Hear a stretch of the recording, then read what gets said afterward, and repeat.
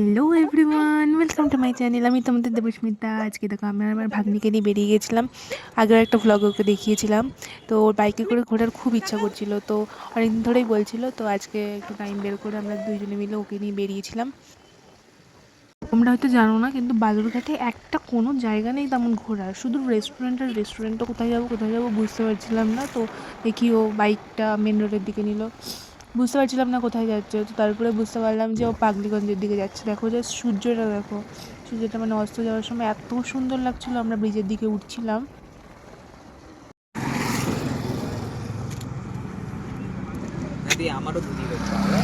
Yes, yes.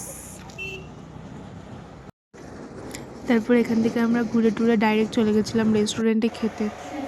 Video কলে কিন্তু delete হবে তারপর।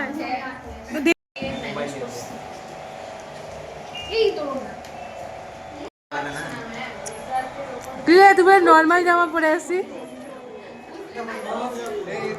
হয়তো তোমরা দেখলে এরা দুজনে চলে এসেছিলো, মানে আমরা এত গল্প করেছি সবাই মিলে যে মানে সন্ধ্যাটা খুবই ভালো কেটেছে সেই দিন।